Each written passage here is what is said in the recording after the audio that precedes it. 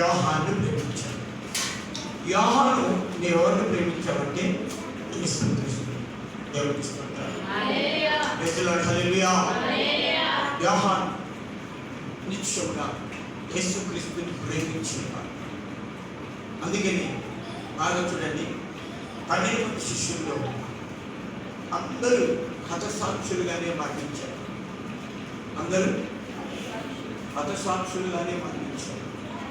కానీ యోహాను హతసాక్షిగా మరణించాడు. దేవుడికి స్తోత్రం. ఎందుకంటే ఈ యోహాను దేవుడిని ప్రేమిస్తున్నాడు కాబట్టి దేని నుంచి తప్పించాడంటే నిశ్చయంగా యోహాను దేంట్లో విషయాలంటే కరుగుచున్నటువంటి నూనె. దేవుడికి స్తోత్రం. కరుగుచున్నటువంటి నూనెలో, హల్లెలూయా, నూనెలో వేస్తాంట. అంటే కొంచెం నూనె కాదండి. దేవుడికి స్తోత్రం. బాగా కరుగుచుందంట, బాగా మస కరుగుచున్న నూనెలో వేస్తాంట. అతను చనిపోలేదు. ఏమవలేదు? ఎందుకు చనిపోలేదు అని అంటే ఈ వాక్యంలో చెప్పబడుతుంది. 91వ అధ్యాయము 14వ వచనంలో, అతడు నన్ను ప్రేమించుచున్నాడు కనుక నేను అతనిని తప్పించేదాను. ఆమేన్. ఈ వాక్యం యోహానుకే అప్లై చేసుకోవచ్చు, మనకు కూడా చేసుకోవచ్చు. ఆలోచించండి. ఈ వాక్యం యోహానుకే అప్లై చేయొచ్చా, మనకు కూడా చేసుకోవచ్చా? చెప్పాలి. మనకు కూడా చేసుకోవచ్చు.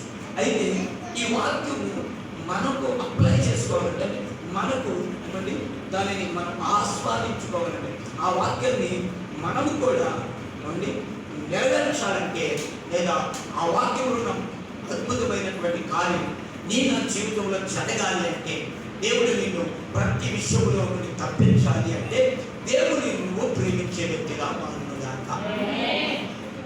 ఆమేన్. ఎలా, ఎంత ప్రేమించాలి? దేవునికి స్తోత్రం. హల్లెలూయా. మరణము పొందునంతగా. ఏంటంట? మరణము పొందునంతగా. అందరూ చాలా చెదిరైపోయారు శిష్యులు. కాబట్టి పట్టుగా గొర్రెలు చెదిరిపోయారు. కానీ యోహాను అప్పుడే నిలబడ్డాడు. దేవునికి స్తోత్రం. హల్లెలూయా. దేవునికి మహిమ కలుగునుగాక. ఆ స్త్రీలు కొంతమంది ఆ సన్నివేశం చక్కగా తిరిగిస్తూ ఉన్నారు. కానీ యోహాను చూసి దేవుడే ఉన్నాడు తెలుసా? అయ్యా, ఇదిగో నీ తల్లి అని మరి అమ్మా, ఇదిగో నీ ప్రియ కుమారు. హల్లెలూయా.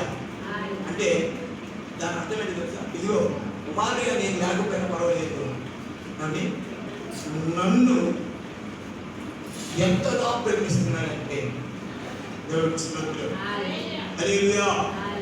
నిశ్చయంగా నన్ను ప్రేమించిన వారిలో ఇతడు వంటి వారు ఎవరు లేరు. దేవుడికి స్తోత్రం. నిశ్చయంగా పాత నిబంధనలో ఒక వ్యక్తి మాట్లాడుతుంది. అతడు అంట స్త్రీల ప్రేమ కంటే అధికమైన ప్రేమ ఉన్నాడు. ఎవరతను? ఎవరతను? యోనాతాను. దావీదు అమ్మ స్నేహితుడు యోనాతాను. ఆ యోనాతాను గురించి దావీదు స్టేట్మెంట్ ఇస్తాడు. దేవుడికి స్తోత్రం. చెప్తామని ఒకసారి. హల్లెలూయా. ఈ వాక్యము యోహానుకేనా మనకు వర్తించదా? మనకు ఉపయోగపడదా? ఈ వాక్యము మనకు కూడా ఉపయోగపడును గాక.